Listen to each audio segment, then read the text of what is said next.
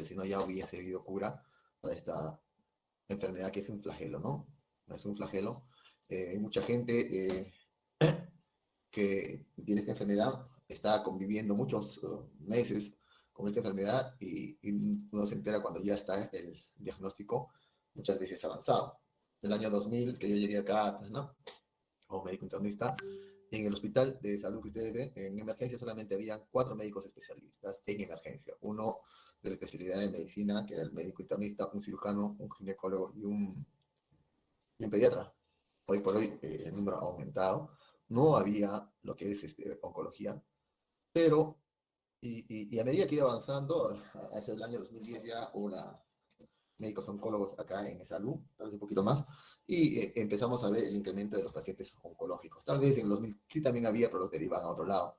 Entonces, al igual que en Estados Unidos, ¿no? En el Perú, la frecuencia de cáncer ocupa unos altos porcentajes de la población. En Estados Unidos representa la segunda causa de muerte. Y el cáncer, lógicamente, se origina en cualquier célula. Tenemos cáncer de testículo, cáncer de ojo, de la piel, ¿no? De hígado, a nivel cerebral. Entonces, cualquier célula puede tener en algún determinado momento una neoproliferación que se convierte en un cáncer, ¿no? La cura depende, lógicamente, del momento en que se hace el diagnóstico. Si lo haces en estadio 1, lo vas a curar. Si es en estadio 4, no lo vas a curar. También depende del tipo de célula. Uno de los cánceres que son más, se puede decir, agresivos es el cáncer de páncreas. Ese cáncer de páncreas, una vez diagnosticado, tiene 6 meses nada más de vida, ¿no? Algunos se curan, otros no. Es un cuadrito donde nos ayuda a ver, ¿no?, la prevalencia de cáncer a nivel de varones. El primero ocupa la próstata, después pulmones y colon, al igual que las mujeres mama. Pulmones va en segundo lugar y colon y recto. La de funciones, o sea, la tasa de mortalidad, en varones ocupa en primer lugar y en las mujeres el cáncer de pulmón. El de próstata en el varón, en mama en segundo lugar, y después tenemos el colon y recto en tercer lugar en ambos, ¿no? Entonces, ¿se escucha bien? Sí, y le queríamos pedir, por favor, si se podría ampliar un poquito más la diapositiva, por favor. Ahí, Perfecto, muchas gracias. ya. Entonces, tenemos que hablar sobre el concepto de crecimiento celular, ¿no? Como su nombre dice, en el cáncer va a haber 2 tipos de procesos, uno de crecimiento y el otro de diferenciación celular, ¿no? El crecimiento es el proceso por el cual, ¿no?, se replican las células, ¿no? Es por eso que se llama neoplasia, porque es un crecimiento nuevo de células, ¿no? A diferencia del crecimiento que ocurre con una determinadas células, como por ejemplo el cáncer de próstata o hipertrofia prostática, que es un crecimiento coordinado, ¿no? Y una vez llegado el momento se le puede poner un stop. En el cáncer, el crecimiento es totalmente discoordinado, ¿no? Es autónomo, ¿no? Y no está sujeto a ningún control regulador, ¿no?, de las divisiones celulares. Continúa, ¿no?, hasta producir la muerte. Entonces, eh, es, es muy importante conocer esto. Ahora, en los tejidos del ser humano, el tamaño de la población que tenemos en las células de nuestro cuerpo está determinado por 2 procesos, la proliferación y la diferenciación. La proliferación, o más conocido como división celular, es el proceso a partir del cual se reemplazan las células viejas inservibles, se reemplazan, ¿no? Como por ejemplo, ya sabemos, la piel tiene 7 capas, ¿no? Y estas se esfacelan diariamente, entonces aquí va a haber un proceso de división celular, de proliferación en forma permanente, continua, ¿no? Ahora, el otro proceso es la diferenciación, que es un proceso por el cual, ¿no?, la especialización de cada célula va a llegar a ser igual a la célula madre. Entonces, eh, las células nuevas van a adquirir una estructura y una función similar a la célula que reemplaza, ¿de acuerdo? Entonces, es muy importante estos 2 procesos. Bueno, acá también valga la aclaración. Hay un término que se llama apoptosis, que se refiere a la muerte celular programada. Es decir, se eliminan células que tienen algún daño en su ADN, que no cumplen ya las funciones porque están demasiado viejas, o células no deseadas. Eso se llama apoptosis. Y vamos a hablar un poco del ciclo celular. Ya saben que el ciclo celular es el periodo que da entre la replicación genética y los cromosomas, ¿no? Este ciclo celular tiene etapas, ¿no? Acá 1, la de síntesis, GAP2 y la de mitosis, ¿no? Esta etapa de GAP1 se caracteriza porque hay una inhibición de la síntesis del ácido desoxirribonucleico, ¿no? Entonces, esa etapa postmitótica se caracteriza porque va a realizarse la síntesis del ácido ribonucleico y todas las proteínas necesarias para el crecimiento celular. O sea, el objetivo de la GAP1 o la postmitótica es el crecimiento celular. Después sigue la fase de síntesis, que se caracteriza porque aquí sí se va a producir el ácido desoxirribonucleico.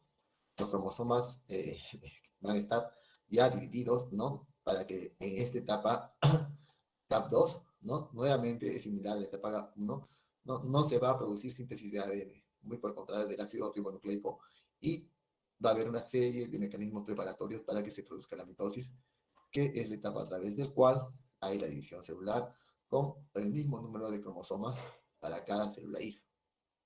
Una vez que se produce la mitosis, la célula va a correr dos caminos, si se puede decir así, ¿no? Uno va a permanecer en estado que permanecen las células muy especializadas como las neuronas, que no van a poder entrar nuevamente al ciclo celular, ¿no? Las células muy especializadas como las neuronas, las células del miocardio, son células muy especializadas, nunca van a volver a entrar al ciclo celular. La otra es la que siguen las células, como por ejemplo que están ubicadas a nivel del tubo gastrointestinal, el epitelio, que van a estar, ¿no?, recambiándose periódicamente, las células de la piel y las células sanguíneas, que van a salir del ciclo celular y van a volver a entrar a otro ciclo celular. Y la tercera es que las células van a permanecer en un estado latente, un estado de reposo, ¿no? Van a estar ahí listos a recibir cualquier estímulo de algún nutriente, un estímulo extracelular o un factor de crecimiento que hace que las activen nuevamente a estas células y vuelvan a entrar al ciclo celular nuevamente, ¿de acuerdo? Entonces, el ciclo celular puede demorar 8 horas o puede demorar años, dependiendo, ¿no?, de las células. Pero sí, lo que se ha tomado como se puede decir conclusión, que el tiempo del ciclo celular depende más que todo de la etapa postmitótica o GAP1, el estado latente o de reposo, ya que el tiempo que demora en la síntesis, la GAP2, la mitótica, no tiene un tiempo ya más o menos promedio. Por ejemplo, la síntesis demora entre 10 a 20 horas, la premitótica de 2 a 10 horas, la mitosis de 0.5 a 1 hora, ¿de acuerdo? Muy bien, una vez que hemos visto el ciclo celular hasta aquí, ¿se escucha bien? Sí, doctor, sí se escucha bien y se ve bien también. Ya. Entonces, vamos a hablar sobre la proliferación celular. El proceso por el cual las células se dividen y se reproducen, ¿no? Pues se dice proliferación celular, ¿no? Y esta proliferación o esta división celular, ¿no?, va a estar medida por el número de células envejecidas. O sea, si se mueren 10 células, se deben reponer 10 células, no puede haber más incremento, ¿no? Entonces, eso es lo normal que debe haber en cuanto a la reposición de proliferación de las células a nivel de todo el organismo. El otro tema es la diferenciación celular. Eso quiero que entiendan bien. Eso es un proceso por el cual las células en proliferación, o sea, las que se dividen, se transforman en células diferentes, adultas y especializadas, como los eritrocitos. Entonces, cuando mayor sea el grado de especialización, es mayor la posibilidad de perder la capacidad de división, como las neuronas hemos dicho, que no vuelven a entrar al ciclo de celular, ¿no? Entonces, por el contrario, las células madres permanecen en etapa de individualización toda su vida, porque en cualquier momento van a entrar nuevamente al ciclo celular. Entonces, en este mecanismo de reemplazo celular mediado por las células madre, ¿no?, van a dar lugar a dos tipos de células, células progenitoras o parenterales, ¿no?, a dos, una de las cuales se va a convertir en células hijas. Y así van a ir dividiéndose de tal manera que estas últimas células van a ser bien diferenciadas, son totalmente diferentes a la célula madre. ¿Qué es un tumor? Un tumor no significa que sea maligno o benigno. Como médicos tenemos que hablar ya, conocer un tumor es el aumento de volumen de un tejido. Es una tumefacción tisular que se debe a muchos procesos. Por ejemplo, si tú te golpeas la cabeza y tienes un hematoma a nivel del tejido celular subcutáneo, es un tumor, ¿no? O a veces te golpeas la rodilla y también aumenta el volumen de la rodilla, o hay un aumento de la articulación de la rodilla por una artritis infecciosa, también es un aumento de volumen. Un lipoma, un depósito de grasa, es un tumor. Ahora, esos tumores pueden ser benignos o pueden ser malignos, ¿de acuerdo? Entonces, los tumores benignos, lógicamente, tienen sus características, no van a producir la muerte, no es que sea un tumor grande y que esté comprimiendo de forma rápida un órgano vital, no, pero no, todos son así, y para nombrarlo se te pone el sufijo oma, por ejemplo, que es un tumor de una célula epitelial, es un adenoma, si es de hueso, osteoma. A diferencia de los tumores malignos que llegan al sufijo carcinoma cuando están, ¿no?, afectando un epitelio glandular, como por ejemplo el adenocarcinoma, o se refleja al sufijo sarcoma cuando están comprometiendo un tejido mesenquimatoso, como por ejemplo osteosarcoma. Para que ustedes entiendan esto, acá hay un cuadrito que les va a ayudar. Por ejemplo, el adipoma es un depósito de grasa, que normalmente benigno es un lipoma, pero sí, cuando tú tienes un lipoma, un depósito, ¿no?, una perforación pequeña de 1 centímetro en el células cutáneas, dices, es lipoma porque es benigno, pero si tú lo sacas ese lipoma, lo mandas porque está creciendo y lo mandas al patólogo, y te va a decir que es maligno, entonces ya se convierte el lipoma en liposarcoma. Igual en el hueso, ¿no? Osteoma cuando es benigno, osteosarcoma cuando es maligno. Un tumor de los vasos, hemangioma si es benigno, hemangiosarcoma si es maligno. Igual de los vasos linfáticos, linfangioma benigno, linfangiosarcoma si es maligno. Entonces, esto es para que ustedes vean las diferencias.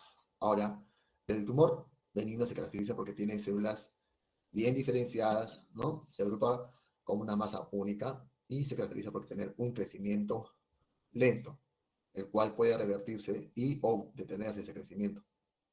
Generalmente es localizado, o sea, está bien diferenciado por una capa fibrosa, no está diseminado, o sea, no se difunde, no se basa a otros lados, ¿no?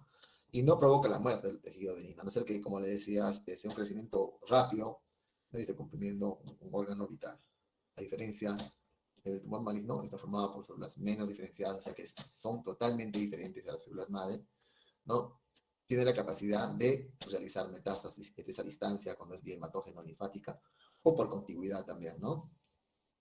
Es de crecimiento rápido si lo comparamos con el crecimiento de un lipoma y provoca signos graves, ¿no? Hasta provocar la muerte. Otras características que pueden diferenciar entre un tumor benigno y maligno, hemos dicho que el tumor benigno tiene células bien diferenciadas, el maligno células indiferenciadas, ¿no? O sea, con anaplasia o una estructura atípica de aspecto distinto al tejido de origen. La velocidad de crecimiento hemos dicho que en el maligno es mayor, más rápido. El modo de crecimiento en el benigno dice crece por expansión sin invadir los tejidos circundantes, ¿no? Y generalmente son encapsulados. Si tú vas a hacer, cuando seas interno o cirujano, vas a sacar un lipoma, está bien encapsulado, una cápsula, un tejido fibrótico. Mientras que el maligno no, siempre tiende a invadir tejidos por contigüidad, prolongaciones, infiltra los tejidos circundantes y da lo que se llama la metástasis por contigüidad o a distancia por los vasos linfáticos o hemáticos. Entonces, vamos a hablar ahora sobre la neoplasia maligna. Entonces, cuando ustedes vayan a clínica, hay terminología médica que ustedes tienen que manejar, ¿no? Por ejemplo, si tú vas a presentar al paciente varón de 80 años con un proceso neuroproliferativo NM, es que si no va a decir cáncer, porque si no, el que está a su costado no sabe si es su familiar, si es un amigo o si es un enemigo, se va a enterar que tiene esto, ¿no? Y puedes hacer daño, ¿no?, si empleas esos términos. Por ejemplo, a los pacientes que tienen SIDA, se dice paciente de tantos años con el diagnóstico de código blanco. Nadie sabe qué es código blanco, ¿no? O paciente con tuberculosis, ¿no? Un paciente con proceso específico pulmonar en tratamiento, primer esquema. Entonces, no, porque si el médico hace iatrogenia cuando, ¿no?, haces daño al paciente empleando estos términos, ¿no? Por ejemplo, ¿no?, nadie sabe, o tal vez el paciente tiene su proceso neuroproliferativo, pero la familia no le ha dicho porque se puede deprimir. Entonces, y en la visita le vas a decir que tiene cáncer, va a ser un golpe muy severo, le vas a producir daños. Por eso es importante saber cuando es la historia clínica si el paciente sabe, ¿no?, de su enfermedad. Sabemos que los procesos neuroproliferativos se diseminan a distancia y crecen demasiado rápido. Entonces, cuando crecen en forma rápida, muchas veces no damos síntomas. Hay pacientes que tienen dolor abdominal, por ejemplo, en el abdomen y hacen una peritonitis porque se rompe. Entonces, el vaso se necrosa, ¿no? El crecimiento es tan rápido, ¿no?, de las células que supera la capacidad de neoformación de vasos, los cuales van a irrigar ese tejido que está formándose. Y como no hay irrigación y sigue el crecimiento, ante la falta de oxígeno, se va a necrosar. Y este tumor abdominal que se necrosa va a hacer que esas células necróticas caigan a la cavidad, se van a alisar y va a caer la cavidad peritoneal y va a funcionar un cuadro clínico de abdomen agudo. Entonces, el proceso neoproliferativo utiliza nutrientes esenciales del tejido normal y elabora enzimas y toxinas que se caracterizan por destruir las células normales. Acá hay unas características definiciones que debemos saber, por ejemplo, que es la anaplasia, es la falta de diferenciación celular de un tejido canceroso, ¿no? Cuanto mayor es el parecido, dice, entre la célula maligna y las normales, menor es su malignidad, ¿no? ¿De acuerdo? Entonces, así, por ejemplo, los tumores de grado 1 son neoplasias bien diferenciadas y los grados 4 son mal diferenciados, o sea, no se parecen en nada a su célula de origen, ¿no? Porque tienen una anaplasia marcada. Este es un esquema donde una célula madre que se va a dividir, por ejemplo, en dos, en las células parenterales, acá va a haber una y acá es la otra. Esta célula parenteral va a dar lugar a dos células hijas, ¿no? Y cada célula hija, por ejemplo, aquí vamos a ver que la mutación va a haber una mutación temprana, aquí más tardía y aquí mucho más. Entonces, se ha dicho que mientras más temprana sea la mutación, ¿no?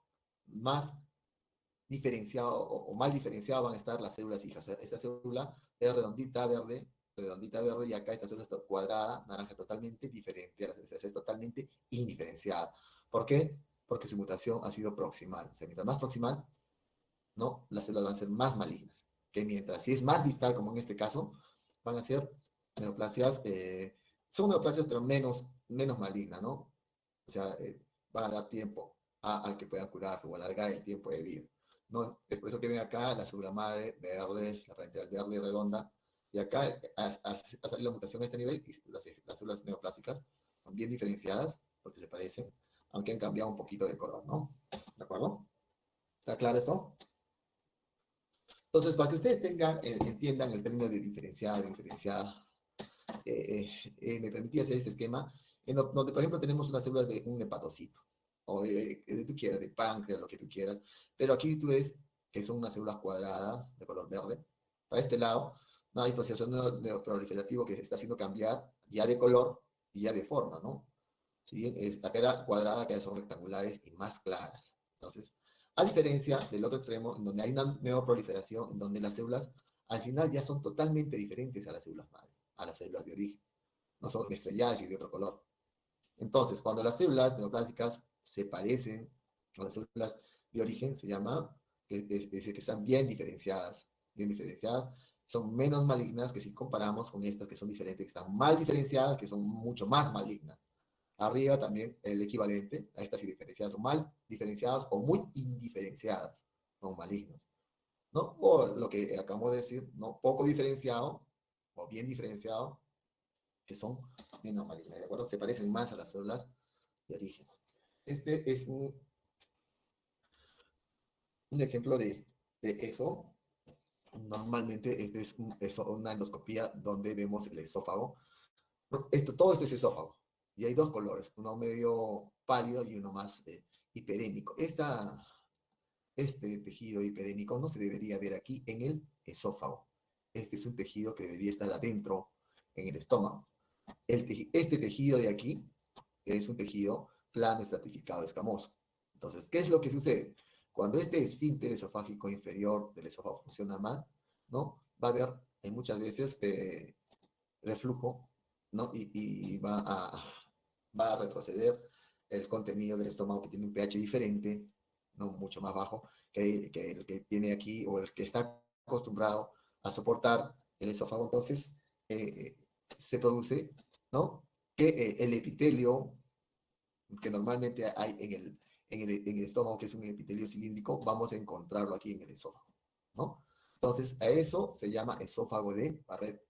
Es una lesión premaligna que te dice que si no vemos qué es lo que está sucediendo, se va a convertir en cáncer. Ya lo ves aquí, ¿no? Endoscópicamente, perdón, y aquí en el tejido. Aquí este es el tejido normal, poliestratificado, ¿no? Plano, y aquí va a haber esofagitis, ya cambia, y el esófago de Barrett, ¿te das cuenta? De ser un tejido poliestratificado normal, se va a convertir en un tejido similar al que hay en el estómago cilíndrico plano. Después va a llegar a displasia y carcinoma, ¿no? De esófago. ¿De acuerdo? ¿Hasta aquí está claro? Sí, doctor. Ya, ahora vamos a ver en cuanto a la invasión que tienen estas células. Los procesos neoproliferativos se pueden expandir o difundir por extensión directa. ¿Qué quiere decir? Por ejemplo, si uno tiene un tumor de ovario, vamos a tener pacientes que van a aumentar el volumen del abdomen, va a haber líquido. Entonces uno va a pensar que está embarazada y cuando tú haces el examen vas a encontrar líquido de ecografía y va a tener líquido abundante de ascitis. Entonces tú piensas en que la primera causa de ascitis es la cirrosis hepática y cuando haces la paracentesis, es decir, sacar una muestra de líquido acítico del abdomen, se van a encontrar células de ovario, ¿no? ¿No? Entonces, es la forma por la cual este cáncer de ovario se ha expandido por contigüidad al abdomen. Las otras formas lógicamente, y ahí sacando las células de líquido acítico, lo mandan al patólogo de decir un NM ovario, porque encuentra células neoplásticas que corresponden a ovario. La otra forma de diseminación es la hematógena o linfática. Generalmente los carcinomas se diseminan por los vasos linfáticos y los sarcomas por las venas, ¿no? Esta diseminación linfática se realiza porque primero las células malignas van a llegar a los ganglios linfáticos y luego al sistema circulatorio, ¿no? Dado que los linfáticos desembocan en el sistema venoso a nivel del triángulo venoso, que es la unión de la subclavia y la yugular, ¿no? La diseminación hemática sigue lógicamente un trayecto venoso. Como decía acá hay un ejemplo. Si tienes un tumor de colon, ¿no? o sigmoides, ¿no? Por la vena porta, va a llegar primero a hígado. Va a ser metástasis en hígado. De ahí sigue por la supraclavicular, ¿dónde va a ir? A los pulmones, ¿no? De los pulmones, ya se puede ver, va a pasar supuestamente a la circulación sistémica y llega a todo el cerebro, a cualquier lado puede llegar, ¿no? Por ejemplo, es un ejemplo de tumor primario, dice pulmonar, que por contigüidad ha dado lesiones a nivel hepática, ¿no? Y el cerebro. Entonces tú encuentras una remodelación hepática por radiología intervencionista, o sea, haces una punción y guía ecográfica SARA, vas a encontrar células de pulmón. Entonces lo que quiere decir que esta remodelación hepática es una metástasis de pulmón. Entonces, en el NM gastrointestinal, acá dice vaso, páncreas, antes de ingresar a la circulación general, estas se dirigen hacia el vaso a través del sistema porta, lo que yo les dije, ¿no? Por ello, el hígado alberga metástasis de estas zonas, ¿no? Es que el porta se forma por las venas, por las la mesentérica superior, la mesentérica inferior, todos estos van a formar la vena porta, ¿no? Entonces, después del alojamiento de una célula cancerosa en el tejido blanco, el tumor se desarrolla y va a depender de la angiogénesis, ¿no? O sea, de la capacidad de formación de mayor vasos que van a utilizar células que están replicándose en forma acelerada y también de muchos factores de crecimiento de células metastásicas. Entonces, la velocidad del crecimiento de los tejidos neoproliferativos o cáncer depende de la cantidad de células en división activa que pasan al ciclo celular. Dependen también del ciclo celular. Mientras más corto sea el ciclo celular para la duplicación de esas células, más rápido avanza el cáncer. Por eso que, por ejemplo, el ciclo celular del NM de páncreas es rapidísimo, por eso que te da 6 meses solamente de vida. Y también depende del equilibrio de las células que se pierden y las neoformadas. Acá es importante recalcar que un tumor no se detecta hasta que tiene 1 centímetro. ¿Quién va a detectar tumores de medio centímetro? 1 centímetro, ¿no? Y cuando tiene 1 centímetro ya tiene 30 duplicaciones que equivalen más o menos a 1.000 millones de células. Cuando ya tiene 35 duplicaciones, el paciente ya está cadáver, ¿no?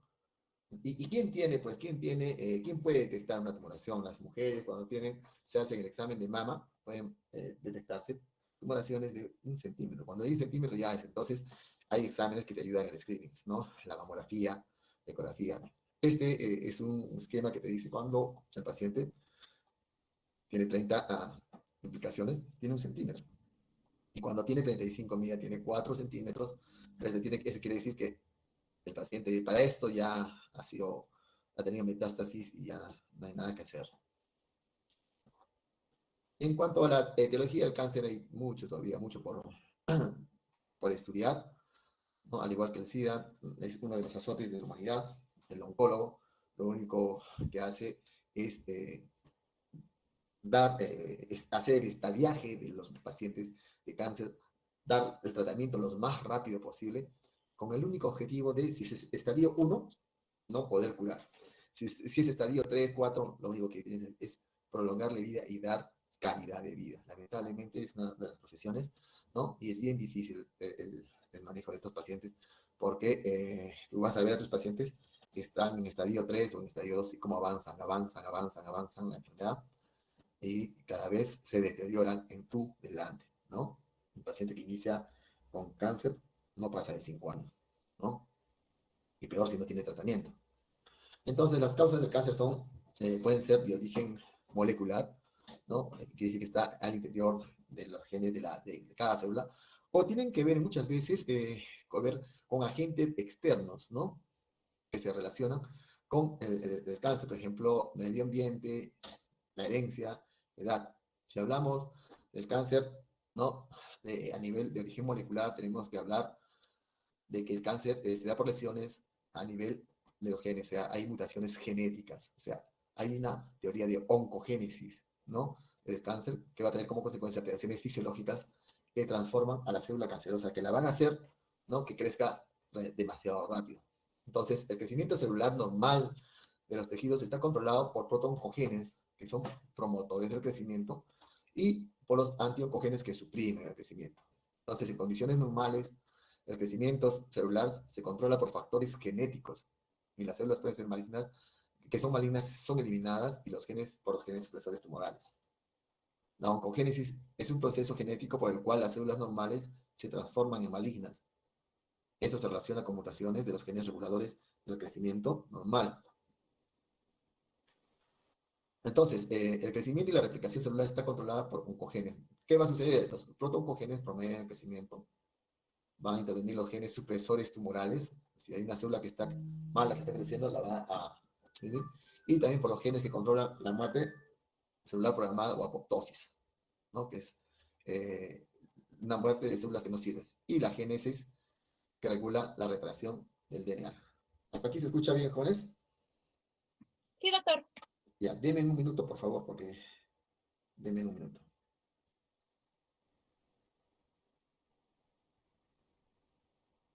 Continuamos.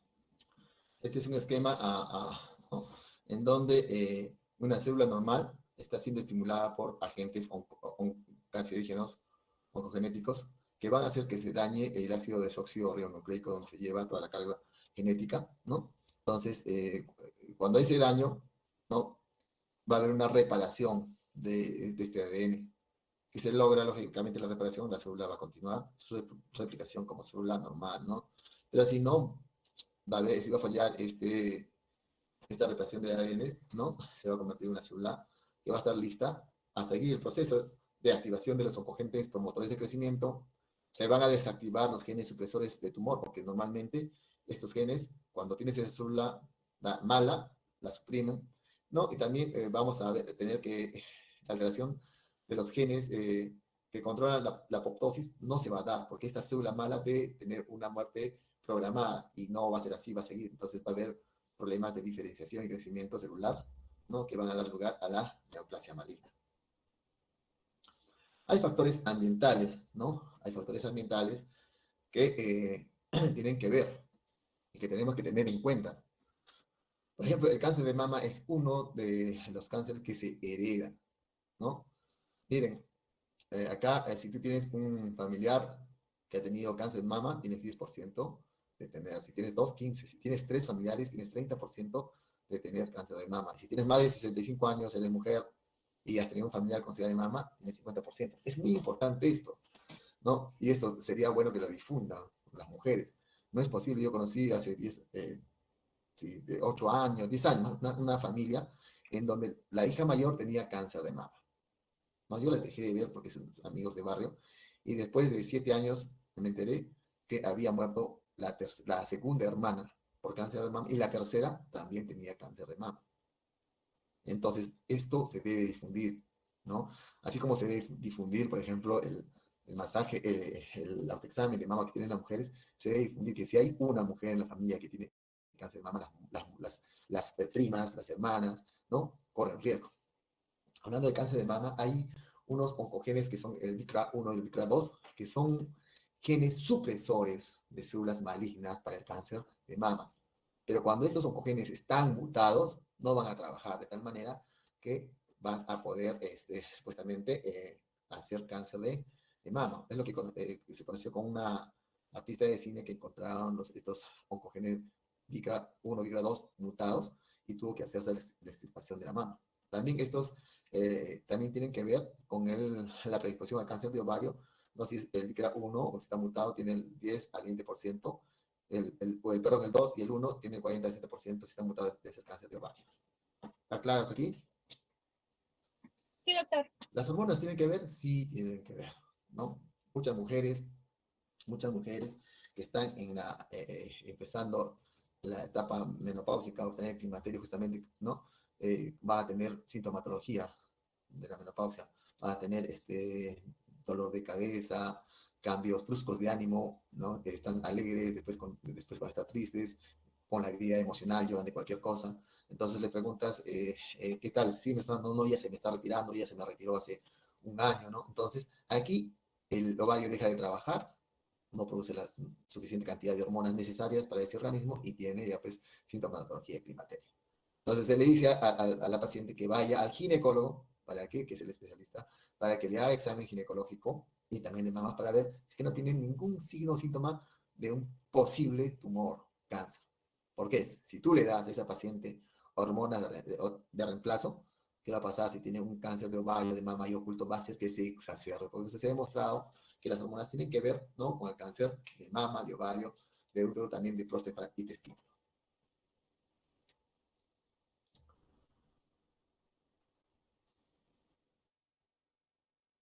También los mecanismos inmunitarios tienen que ver. Sí, el concepto de vigilancia inmune propuesto por Paul Ehrlich en 1909 plantea que el sistema inmunológico, o sea, nuestro sistema de defensa, no juega un papel importante en la protección contra el desarrollo de los tumores. Entonces se asoció la disminución o alteración del sistema inmunológico en el cáncer y cáncer en edad avanzada y SIDA, ¿no? Por ejemplo, el sarcoma de Kaposi, que es un cáncer que es típico de estos pacientes. Entonces, ¿qué pasa? Las células tumorales tienen factores moleculares, es decir, tienen antígenos tumorales, que pueden ser reconocidas de manera específica por el sistema inmunológico, es decir, por las células T inmunes o anticuerpos, ¿no? Casi todos los componentes del sistema inmune tienen la capacidad de erradicar las células neoplásicas, ¿no? Entonces, el hallazgo de estos anticuerpos antitumorales en suero de personas con cáncer sustenta que los linfocitos B forman parte del equipo de vigilancia. O sea, ¿con esto qué quiere decir en resumen? Que el sistema inmunológico los detecta, porque hay antígenos tumorales que vamos a encontrar en la sangre de pacientes que tienen cáncer, ¿no? Bueno, también acá hay agentes exógenos que pueden producir o pueden hacer predisponer a cáncer, como por ejemplo el cáncer de escroto que se daba en los deshollinadores que están expuestos al hollín. Es lógico ya pensar cáncer de laringe y pulmón en aquella gente que fuma cigarrillo, ¿no? Los que mastican tabaco predispuestos a ulceras de boca y esófago. Productos de la dieta, ¿no? También, por ejemplo, las afloxinas, que son sustancias que se encuentran en el moho de nueces que están mal conservadas, son cancerígenas, ¿no? También los hidrocarburos aromáticos policíclicos que vamos a encontrar en la grasa de las carnes cuando las ponemos al asador, o a las brasas, al carbón. Entonces también son cancerígenos, algunos compuestos que están en los pescados ahumados también. La nitrosamina que está presente en la carne ahumada o carne curada con sal o vinagre también, ¿no? Y lo que se ha visto es la ingesta de cantidades elevadas de carne sin fibra. Es por eso que si hay gente que le gusta las carnes, tiene que comer con bastante verdura. ¿De acuerdo? Aquí hay un componente, un agente químico ambiental que puede producir la predisposición al cáncer. Así, por ejemplo, yo les subrayé acá el cloruro de vinilo. Este cloruro de vinilo está presente en todos los compuestos de plástico. Todos los compuestos, toda botellita de plástica está compuesto por el cloruro de vinilo. Algunos pueden tener, en más y en menos. Entonces, cada botellita tiene estos cuadraditos, con el número 1, 2, 3, 4. Ya, por ejemplo, hemos sacado la foto de uno de estos, y uno. Entonces, todos estos que tienen el 1, 2, 4, 5, ¿no? Son botellas de plástico que pueden ser almacenar, como se llama, alimentos o bebidas sin que tengan la predisposición a cáncer. Pero los que no tienen, los que tienen 3, 6, 7, esos pueden ofrecer mayor predisposición a sufrir cáncer. Es por eso que nosotros debemos consumir, ¿no?, los alimentos como era antes. Antes no había las gaseosas, no tenían envase de plástico. Todo era de vidrio, hasta los vasos eran de vidrio, los platos eran de vidrio o de porcelana. A medida que hemos ido avanzando, ¿no?, el plástico ha reemplazado mucho y este compuesto de clorovinilo, ¿no?, tiene que ver mucho con el inicio, el gatillo de cáncer, ¿no? Entonces recuerden, si vas a comprar una botellita que tenga estos cuadritos, 2, 1, 2, 4, 5, o sea, un cuarto para uno, 2 y 45. Los demás, si tienen 3, 6, 7, no consumas. Y si no tienen tus cuadritos, peor pues, todavía, ¿no? El Tecnopor, pero está también desapareciendo. No debemos calentar las comidas en Tecnopor. Si nos llega el Tecnopor, la comida caliente al toque pasarla a platos de porcelana. ¿Eso aquí está claro? ¿Jóvenes? Doctor, sí. Ya. Ahora, la radiación ustedes ya saben, ¿no?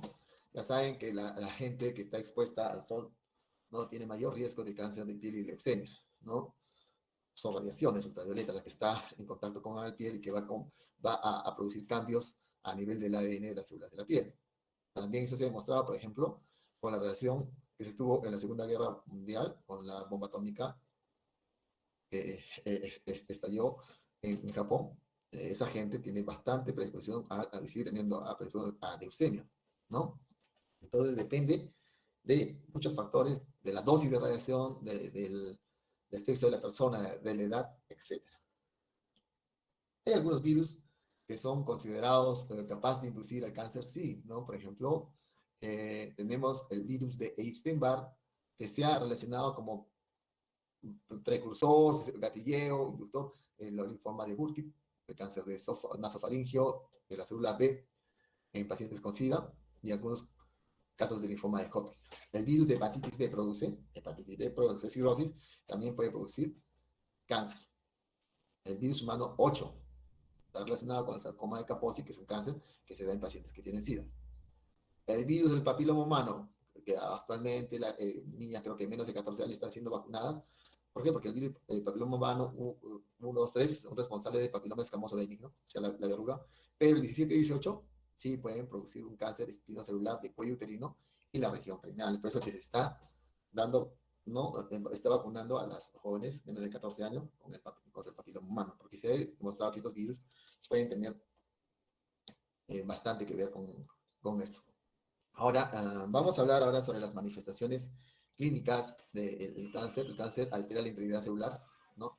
Ya sabemos que a medida que crece, ¿no?, va a producir, va a necesitar de oxígeno. Ese oxígeno que va a ayudar a que esas células sigan replicándose.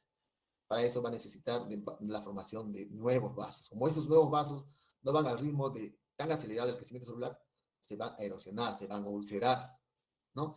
Y van a dar signos de sangrado. Entonces, por ejemplo, yo tengo una paciente que el año 2019 ya tenía 11 hemoglobina, o sea, lo normal es 12, ya había bajado ya 1 gramo y ahora tiene 6.1. Entonces, se le pregunta, ¿dónde está sangrando? ¿Ha sangrado de la nariz? No. ¿Ha sangrado por la boca? No. ¿Ha hecho deposiciones negras? No. Sus menstruaciones, como son abundantes, no. Ya se me retiraba. Entonces, está perdiendo sangre por algún lugar. Y lo más probable es que sea el tubo digestivo. Entonces, eso es lo que pasa, ¿no? Hay que buscar, ¿no? También hay que buscar signos tempranos, por ejemplo, del cáncer colorectal.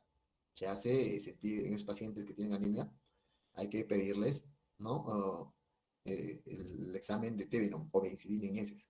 Entonces se le dice al paciente que no puede comer carne roja por 3 días para recolectar una escasa cantidad de heces, lo manda. Si es positivo, quiere decir que está perdiendo sangre. Puede ser que sea una tumoración que está erosionando y está sangrando poco a poco, ¿de acuerdo? Acá, en algunos tipos de cáncer, especialmente los cáncer sólido, ¿no?, se da este síndrome que se llama síndrome de anorexia caquexia neoplástica, ¿no? Son pacientes que tienden a perder peso, pierden grasa primero, después de la grasa, el tejido muscular, ¿no? Y esto va acompañado, este es un proceso hipercatabólico, la pérdida de grasa, de músculo, que es propio del cáncer, va acompañado de la anorexia. O sea, no quieren comer estos pacientes. Entonces, este síndrome de anorexia caquexia es un precedente malo para los pacientes que tienen cáncer, porque ya te dice que te está acercando al final, porque lógicamente si no come, ¿no? Entonces, si no come, si no come, ¿cómo se va a, cómo va a tener su sistema inmunológico? Ok, recuerden, ¿no? Que si no come, ¿quién da la formación de las inmunoglobulinas del sistema inmunológico? ¿Quién? Son las proteínas, ¿no? Son inmunoglobulinas. Ahora, para que se formen las células, ¿no? Del sistema inmunológico, los linfocitos T, los linfocitos B, ¿no? Van a necesitar también de proteínas. ¿Quiénes dan esas proteínas? El primer aminoácido, ¿no? Esencial para que se formen proteínas, tienen que entrar por el tubo digestivo. Si no, no se van a producir las proteínas. Entonces, si no va a comer este paciente, el sistema inmunológico va a estar muy mal. Entonces, ¿no? Es un paciente que va en camino al deceso. Ahora, acá hay muchos pacientes que van a tener una sintomatología totalmente diferente y alejada a un tumor, al lugar del tumor primario, ¿no? Entonces, eso se llama síndrome paraneoplásico, que se caracteriza porque son manifestaciones clínicas en sitios alejados del tumor primario. Esto se da debido a que esos tumores producen unas hormonas, estas células cancerosas producen hormonas que van a actuar a diferentes niveles. Por ejemplo, tenemos la hormona, el tumor de células pequeñas de los pulmones, que va a producir adenocorticotropina, ¿no?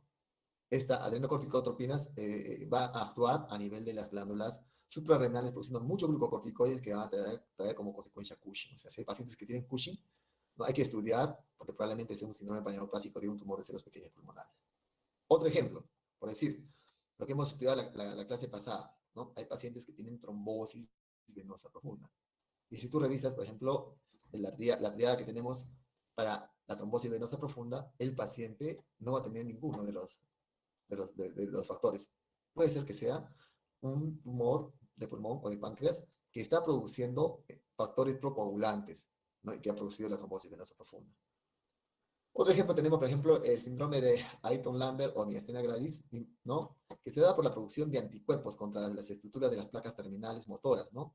Que se da en las células, ¿no? El cáncer de células pequeñas de pulmón, ¿no? Entonces, estos pacientes que van a tener astenia, dinamia, a medida que va pasando el día. Se amanecen con fuerza en la mañana y a medida que va pasando el día, llegando a la tarde, a veces ni siquiera pueden abrir los ojos, ¿no? Entonces, muchas veces los diagnostican de miastenia gravis, pero tienen que hacer un buen diagnóstico porque puede ser que sea un tumor de células pequeñas de pulmón que está produciendo pues, estos anticuerpos que están dañando las terminaciones motoras, ¿no?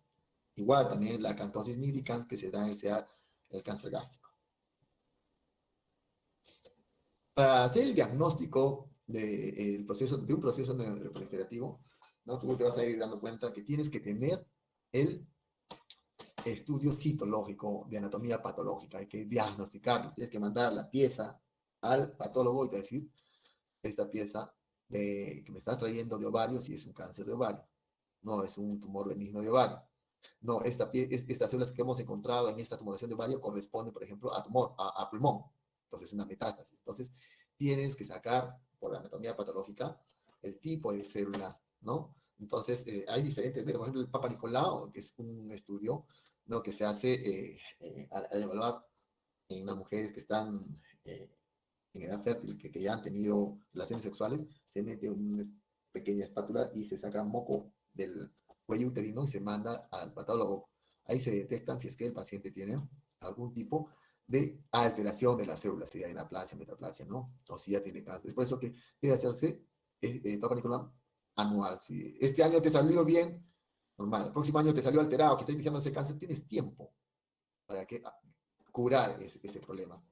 Pero si te haces este año y después de 5 años te haces y ya, pues ya está fregado todo, ya, pues por eso que debes hacer todos los años, ¿no? Entonces, depende, el tipo de cáncer lo da, no los estudios de anatomía patológica, esta puede ser por aspiración, por punción, si está en hígado, por aguja fina, en páncreas, por aguja fina, ahora se hace por aguja fina, por radiología intervencionista, antes tenían que abrir el hígado, hacer una laparotomía, se hace también por endoscopía, sea el endoscopio, si es tubo digestivo, fibroscopio, si es pulmón, si es uretra, próstata por cistoscopía. Entonces, la laparoscopía a veces es necesaria abrir. Entonces, la cirugía te da también, hay mucha gente que es operada por vesícula, sacan la vesícula, encuentran en vez de encontrar una vesícula grande, encuentran una vesícula esclerotrófica, o sea, totalmente disminuida de tamaño, atrófica.